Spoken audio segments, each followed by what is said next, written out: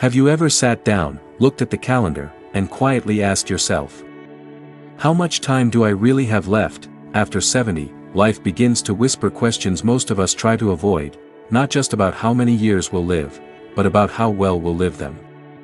I'm Dr. James Miller, and after 35 years in medicine, working with thousands of patients over the age of 60, I've discovered something few people talk about. Your body has already been giving you clues about how much longer, and how much better, you can live. These clues don't come from fancy blood tests or expensive scans. They come from things you do, or struggle with, every single day. In today's video, we're going to talk about 7 subtle but powerful signs your body reveals after 70 that can help predict your future health, mobility, and even your longevity.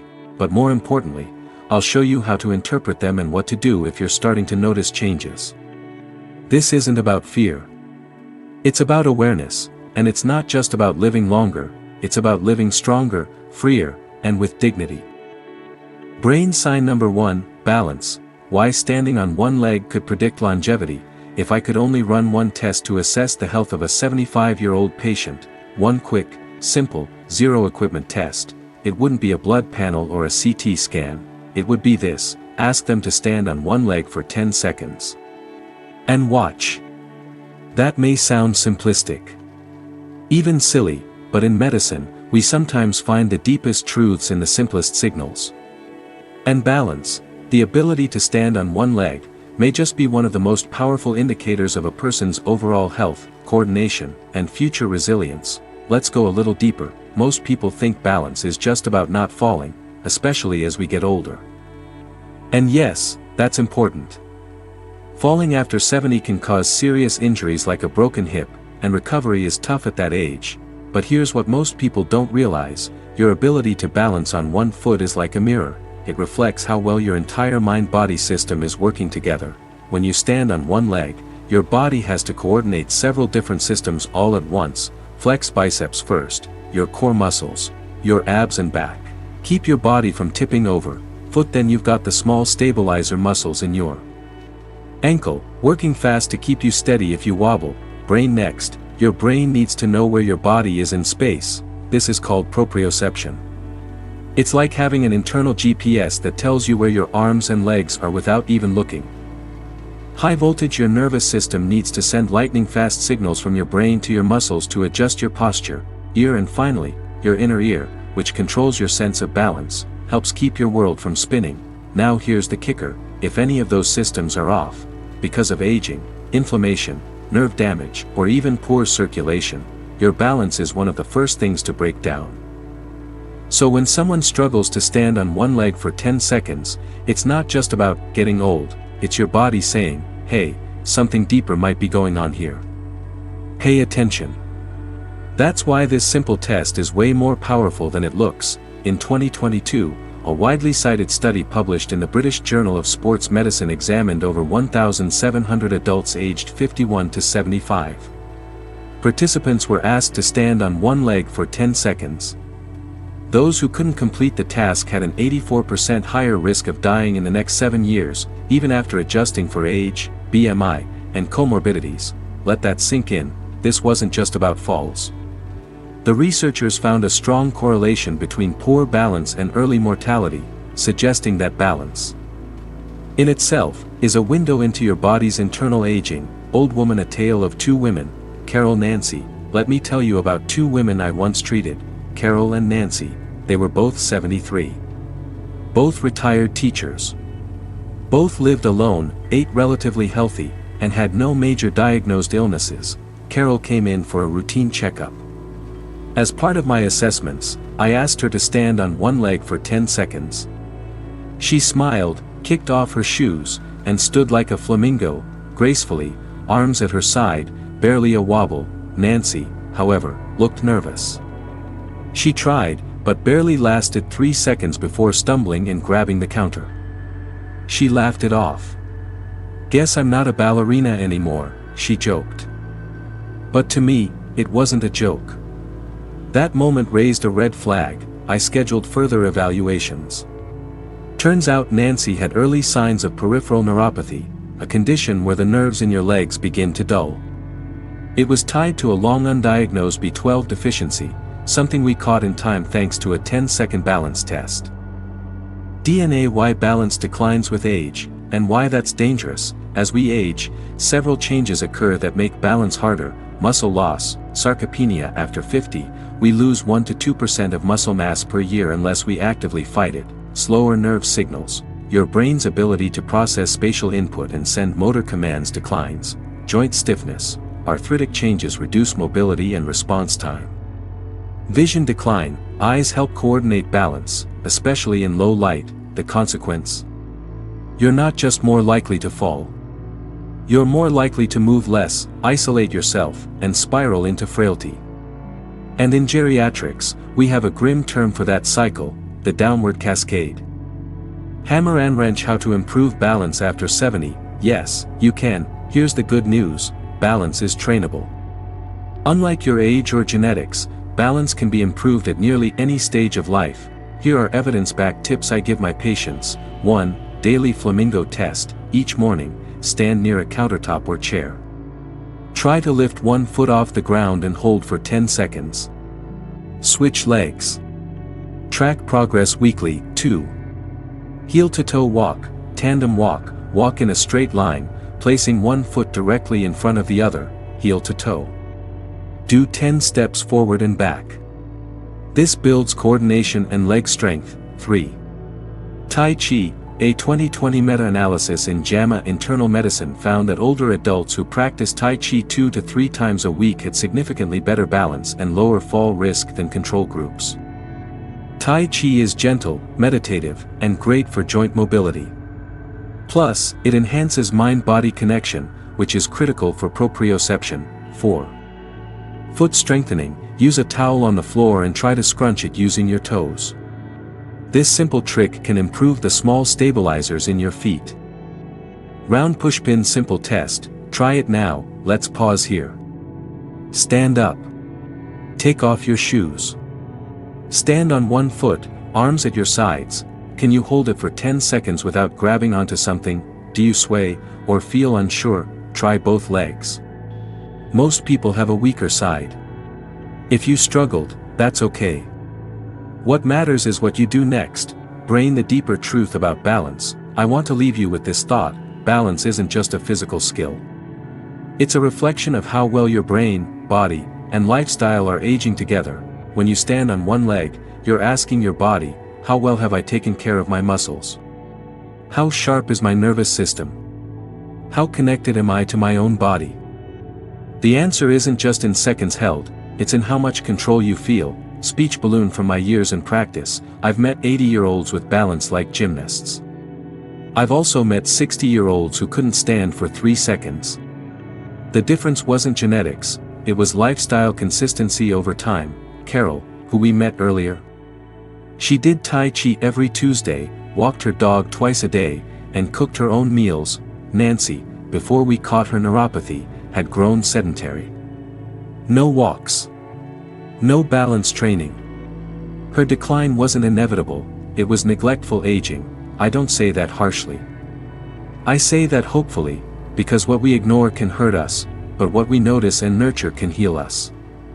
White heavy checkmark: balance is a predictive biomarker for aging, mortality, and neurological health. White heavy checkmark: the 10-second one-leg test is simple but backed by science. White heavy checkmark: poor balance may signal deeper issues: muscle loss, nerve decline, coordination breakdown.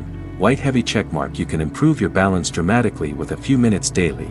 White heavy checkmark: practicing balance is investing in your independence 5 to 10 years from now. Sign number 2, grip strength. What your handshake says about your lifespan. Have you ever thought that something as simple as a handshake could reveal your overall health? I know, it sounds a little odd.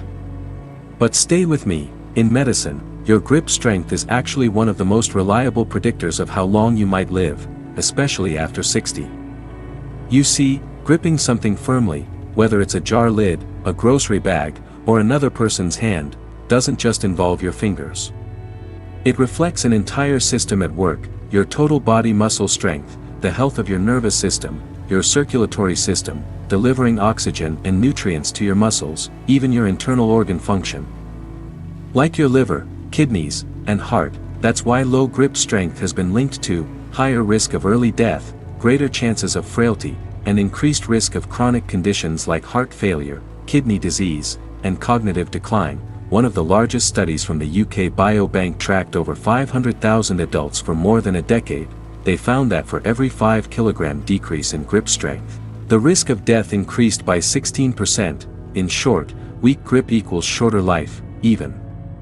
If you're not visibly sick, let me share the story of 2 patients I once worked with, Robert and Walter. Both were 78. Both retired, but their lifestyles very different. Robert was a retired engineer. He didn't go to the gym, but every morning he squeezed a rubber ball and walked to the store carrying his own bags. His grip strength?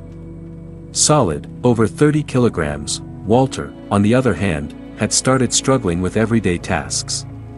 Opening jars. Carrying groceries. Even shaking hands felt weak. When we tested him, his grip strength had dropped below 18 kilograms, a serious warning sign. Further testing revealed Walter had muscle loss, low protein intake, and early signs of prediabetes. He hadn't been paying attention, and his body was quietly slipping into frailty. Hammer and wrench: the good news: you can rebuild your grip strength, yes, even after 70. Here's what I recommend to every one of my patients. 1. Squeeze a tennis ball or stress ball, 3 sets per hand, 10 to 15 reps. 2. Use hand grippers, start light and increase resistance over time. 3.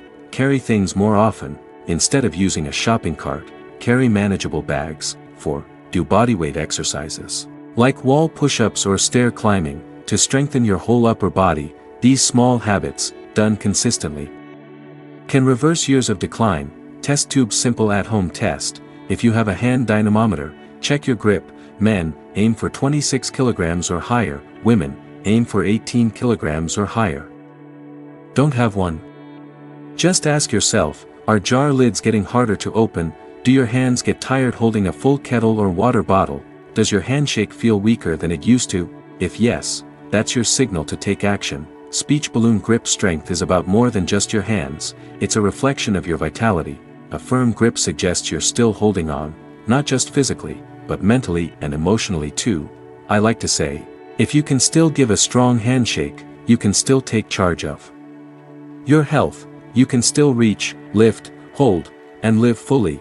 You see, it's not about becoming a bodybuilder, it's about staying strong enough to stay independent. Because in the end, the strength in your hands is the strength to keep living life on your terms. Man walking sign number 3, walking speed: what your pace reveals about your future. If you ever want a quick snapshot of someone's health after 70, don't ask them how they feel. Watch how they walk. Walking speed might seem like a mundane detail. After all, we all slow down a bit as we age, right?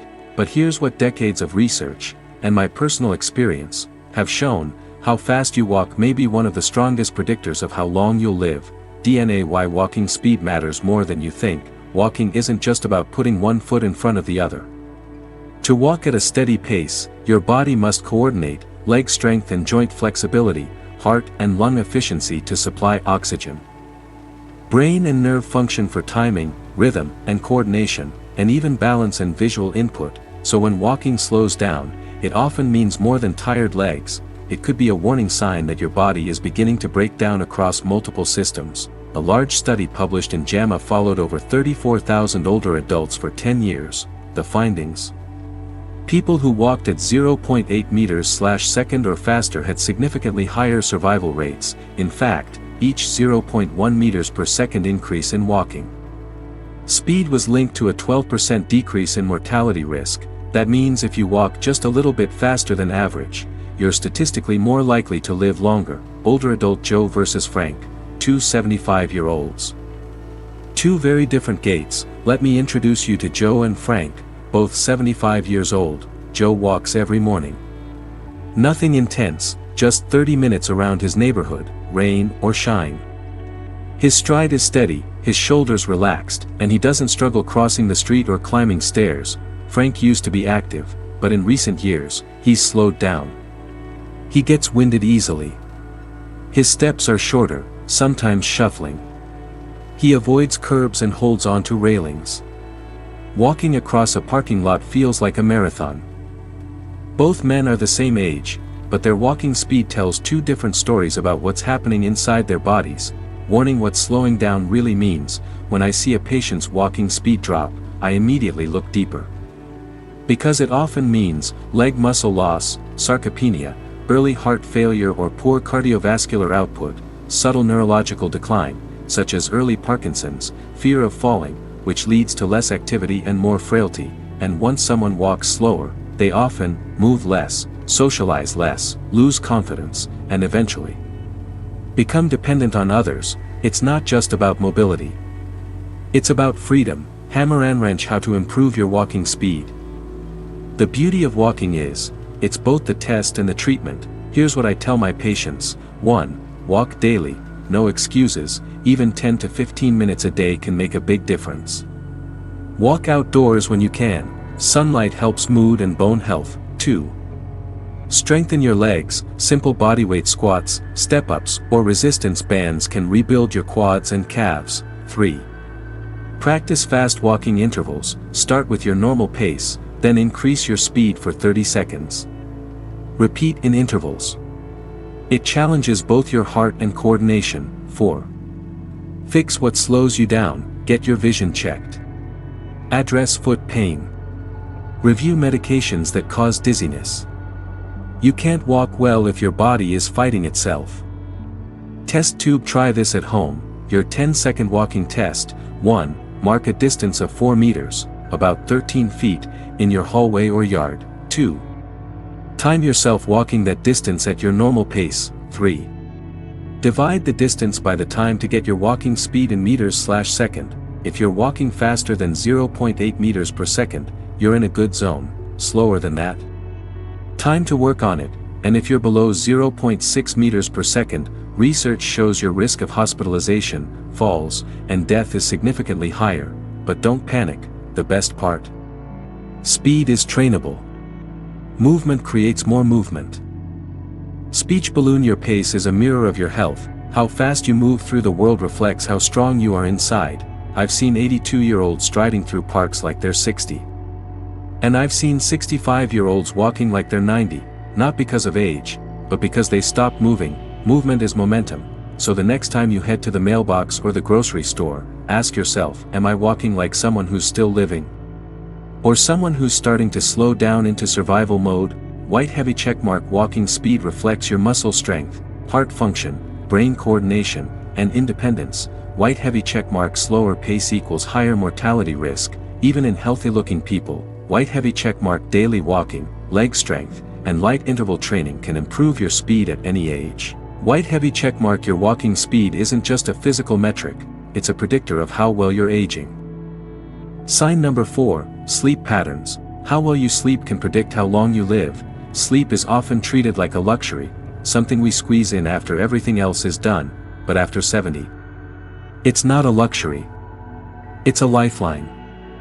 I've spent over 3 decades watching people age, and if there's one pattern I see over and over again, it's this: people who sleep well after 70, deep, consistent, restorative sleep, tend to live longer, think clearer, and feel better, and those who don't fade faster than they should. DNA: why sleep is so critical after 70. As we age, sleep plays a different role than it did in our 20s or 30s.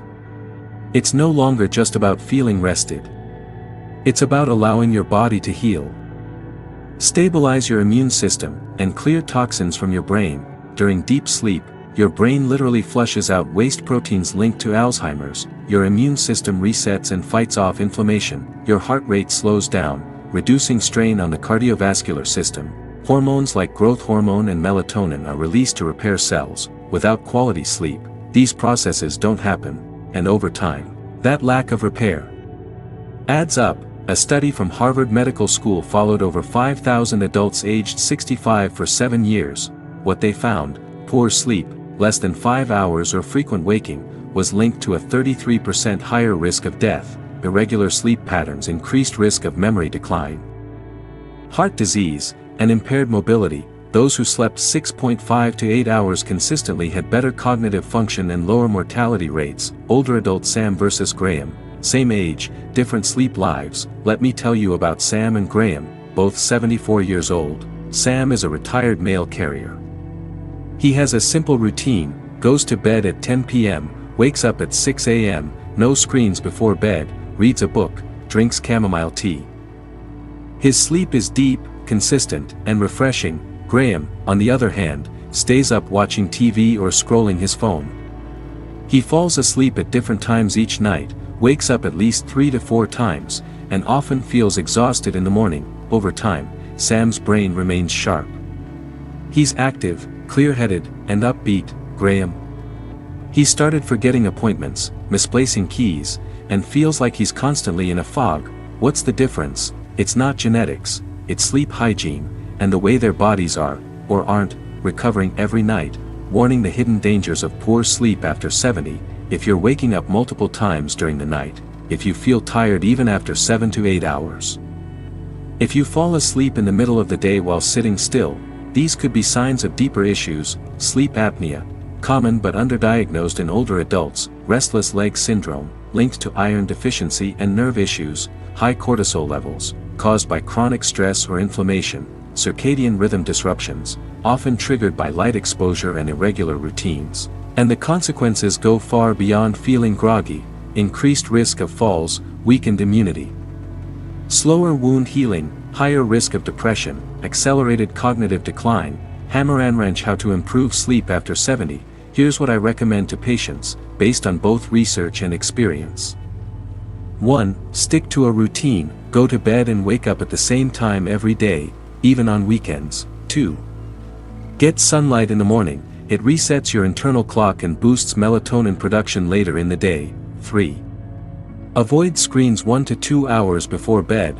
Blue light suppresses melatonin and keeps your brain alert when it should be winding down. 4. Keep the bedroom cool, dark, and quiet. Your body sleeps best in cooler temperatures, 65° F, and minimal light or noise. 5. Limit caffeine and heavy meals at night. Digestion disrupts sleep. Cut caffeine after 2 p.m. 6. Move your body during the day. Exercise helps regulate sleep cycles, but don't work out too close to bedtime. Test tube simple sleep check-in. Ask yourself, do I wake up more than twice a night? Do I feel rested in the morning? Has my memory, mood, or balance changed lately? If any of these raise a red flag, don't ignore them. Your sleep is a window into how well your body is aging. Speech balloon: the truth is simple, but often ignored. Sleep is the silent healer of aging. Ignore it, and the damage is invisible, until it's not. I've watched too many people dismiss poor sleep as just getting older. But the truth is, you can improve it, not overnight, but with intention. And when you do, your body, your brain, your heart, your energy, responds, because how you sleep tonight may determine how independent, vibrant, and alive you are 5 years from now. White heavy checkmark: sleep is not just rest, it's your body's repair system. White heavy checkmark: poor sleep accelerates aging, memory loss, and disease. White heavy checkmark: you can improve sleep quality with small daily habits. White heavy checkmark: good sleep equals longer life, stronger mind, healthier heart. Fork and knife with plate sign number 5, appetite and eating habits. When loss of hunger becomes a hidden health risk, one of the first signs that something deeper is wrong in older adults isn't pain, it's a loss of appetite. I've seen it countless times. A patient who once enjoyed hearty meals suddenly starts picking at their food. They say things like, "I just don't feel hungry anymore. Food doesn't taste the same. I forget to eat sometimes." And on the surface, it may not seem like a big deal. But make no mistake, a fading appetite after 70 is never just about food, it's a red flag. DNA: what appetite says about your health. Your desire to eat is controlled by a delicate balance of hormones, like ghrelin and leptin, brain function, especially in areas linked to motivation and reward, digestive health, including stomach acid and gut bacteria, and your body's energy demands. When any of those systems become dysregulated, appetite is one of the first things to disappear, and when you stop eating well, the consequences cascade quickly: muscle loss, vitamin deficiencies, immune suppression, fatigue, mood changes, and even cognitive decline, a study from the Journal of Gerontology found that unintentional weight loss in adults over 70 was associated with a threefold increase in mortality risk over 5 years. Even losing just 5% of body weight unintentionally can signal malnutrition, undiagnosed cancer, dementia, depression, or end-stage chronic disease. Woman cook Margaret versus Susan, 2 women, 1 crucial difference. Margaret is 74. She still enjoys cooking. Every Sunday, she bakes sweet potatoes, grills salmon, and makes green smoothies for the week. She doesn't eat huge meals, but she eats well, colorful, fresh, balanced. Susan, also 74, has slowly stopped caring about food. At first, it was just skipping breakfast, then dinner became crackers and tea. Now, she's losing weight without trying and feels tired all the time. When we ran tests, Susan showed signs of protein malnutrition, even though she wasn't skinny. Her muscle mass had declined. Her energy dipped. Her immune system struggling. Warning: why you might lose your appetite after 70, it's not always about choice. Many hidden factors can kill appetite: medications that alter taste or cause nausea, chronic inflammation affecting digestion, depression or loneliness, especially for those who live alone, dental problems that make chewing painful, decreased sense of taste or smell, common with age, underlying illnesses, including cancer or early dementia, and often, people chalk it up to just getting old. And miss the opportunity to reverse it. Hammer and wrench: how to regain your appetite and eat well again. Here's what I tell my patients and their families. 1. Make eating social. Even a weekly meal with a friend can stimulate appetite. Eating is emotional, and loneliness kills appetite faster than we realize. 2. Go for nutrient density, not volume. Small meals packed with calories and protein matter more than large, empty ones. Think eggs, avocado, nuts and seeds, smoothies with Greek yogurt and fruit, bone broth with added protein powder. 3. Spice it up, loss of taste. Try herbs, spices, lemon zest, anything that brings food alive again. 4. Set meal alarms. If you forget to eat, use phone reminders or keep simple, ready-to-eat snacks visible around the house. 5. Check for underlying issues, talk to your doctor. Poor appetite can be a symptom of treatable conditions, like low thyroid, gut issues, or early memory problems. Test tube quick self-check. Have you lost more than 5 pounds in the last 6 months without trying? Do you eat fewer than 2 full meals per day? Are you often too tired or disinterested to cook? If you answered yes to any of these, your appetite may be telling you something your body can't put into words. Speech balloon eating isn't just fuel, it's a message of care. Every time you eat, you're telling your body, I still want you strong. I'm still choosing life. Appetite isn't just about enjoying a plate of food, it's about preserving your independence, your energy, your resilience. Because the truth is, when you stop nourishing your body stops fighting for you. White heavy checkmark: appetite is a powerful signal. Don't ignore it if it fades. White heavy checkmark: poor eating equals faster decline in strength, immunity, and brain health. White heavy checkmark: eating well after 70 isn't about dieting, it's about nutrient power. White heavy checkmark: small, intentional changes can restore appetite and energy. Sign number 6, stress response. How you react to stress determines how long, and how well, you'll live. Some people, even at 80, are calm, joyful, and full of energy. Others, by 65, already seem tired, worn out, and constantly on edge. The difference often lies in one thing: how they handle stress. Brain stress isn't just a feeling, it's a full-body reaction. Every time you face pressure, bad news, uncertainty, emotional pain, your body triggers what we call the stress response. Here's what happens: your adrenal glands release cortisol and adrenaline, heart rate rises, blood pressure increases, digestion slows, the immune system is temporarily suppressed, your brain switches into survival mode. This response isn't bad, it's how we survive. But when it becomes chronic, when stress lingers, day after day, it begins to quietly erode your health from the inside out. A long-term study from the University of California followed over 1,000 older adults for more than a decade. What they found: adults with chronically high cortisol levels had a 40% higher risk of early death. They were significantly more likely to develop heart disease, Alzheimer's, diabetes, and depression. On the flip side, those who managed their emotions and stayed calm under pressure lived longer and had better health outcomes. Old Man John versus Richard, Two Lives, Two Ways of Coping. John, 76, spent most of his career working in a high-pressure job, but in retirement, he's made it a habit to do deep breathing every morning, journal his thoughts, and tend his garden for peace of mind. Richard, the same age, handles things differently. He internalizes everything. He worries often, fixates on problems, and has a hard time letting go, even when the problem is long gone. 5 years later, John's health remains stable. Richard now takes blood pressure meds, struggles with chronic insomnia, and has early signs of cognitive decline. The difference, not in what happened to them, but in how they handled it.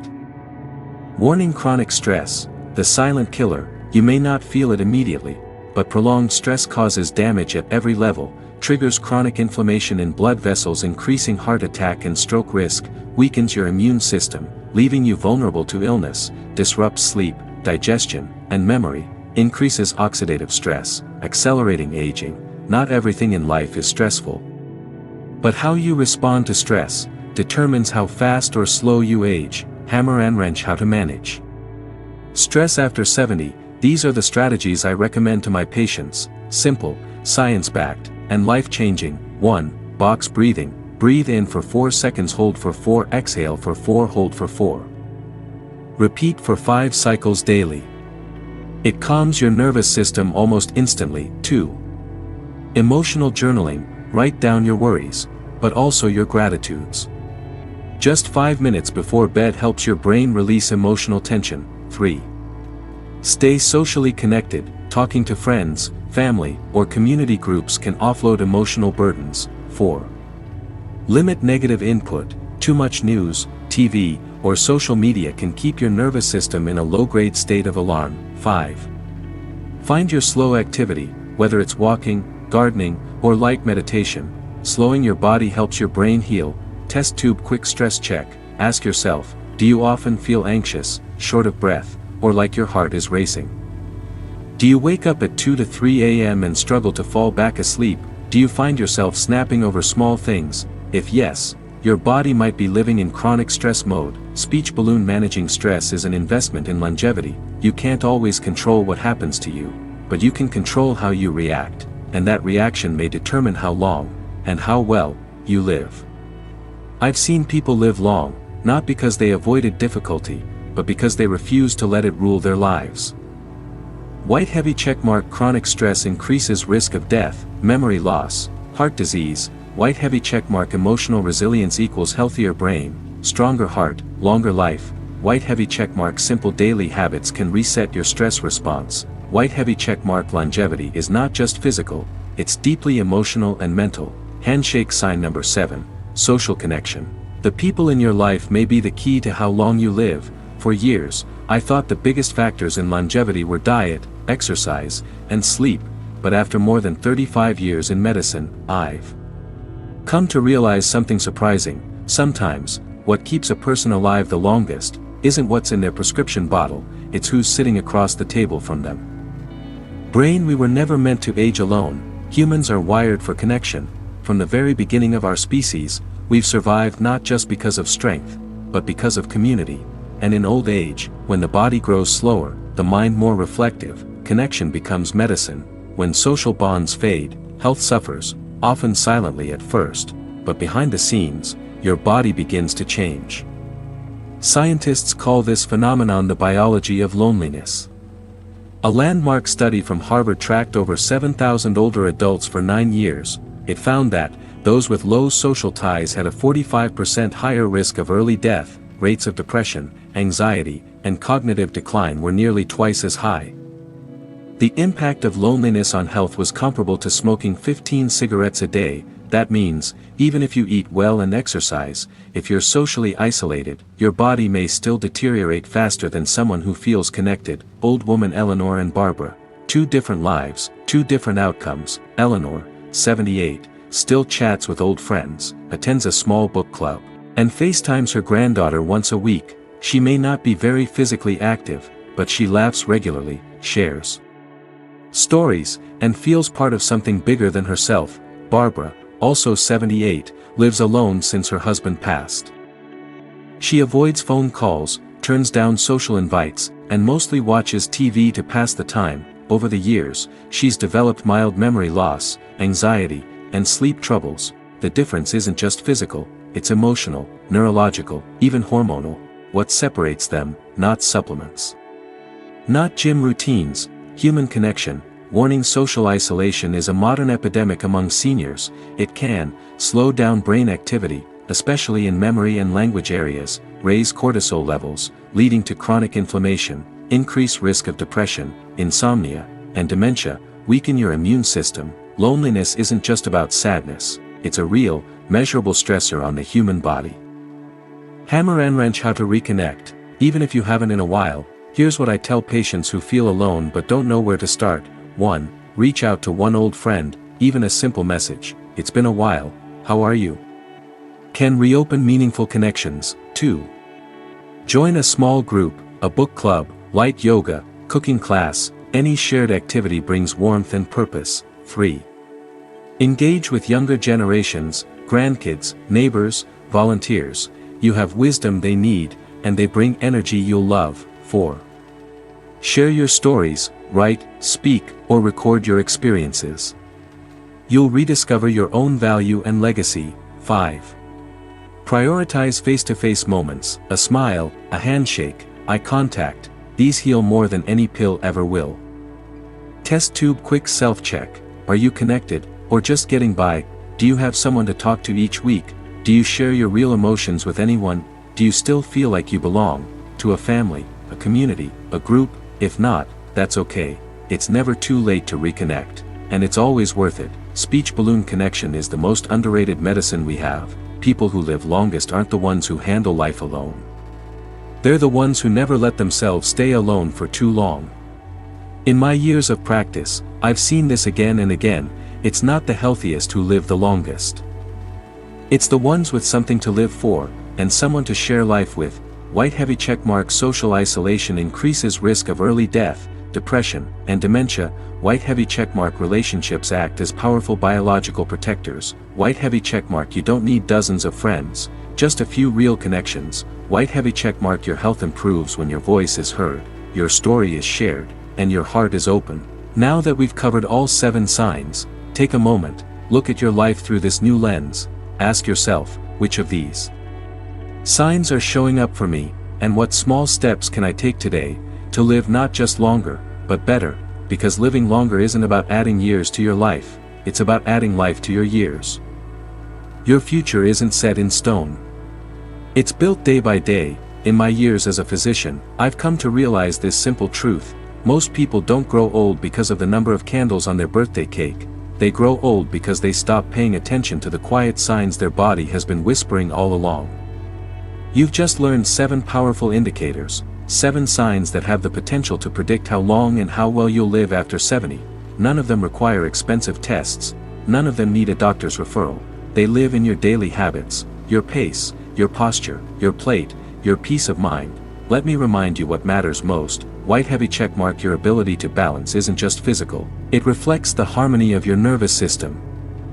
White heavy checkmark: your grip strength isn't about muscle, it's about resilience. White heavy checkmark: your walking speed isn't just about motion, it predicts momentum. White heavy checkmark: your sleep patterns don't just rest your body, they restore your future. White heavy checkmark: your appetite tells you whether your body still has the will to fight.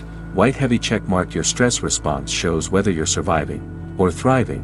White heavy checkmark: your social connections might just be the most powerful medicine of all. Light bulb: so what's the takeaway? Small things matter: how you move, how you eat, how you rest, and most of all, how you live, with purpose and connection. You don't need to be perfect, but you do need to be aware, because the earlier you notice these signs, the sooner you can take control. Compass final advice, from one human to another: if you take anything from this video, let it be this: don't wait for a crisis to start caring about your health, don't wait for a diagnosis to realize you're slipping, and please, don't wait for loneliness to become unbearable. Before reaching out, your body is always talking to you. Start listening. And start responding. Gently. Daily. Intentionally. Raising hands call to action. Your next step starts now. Leave a comment below and tell me, which of the 7 signs resonated most with you. What one thing will you start doing differently this week?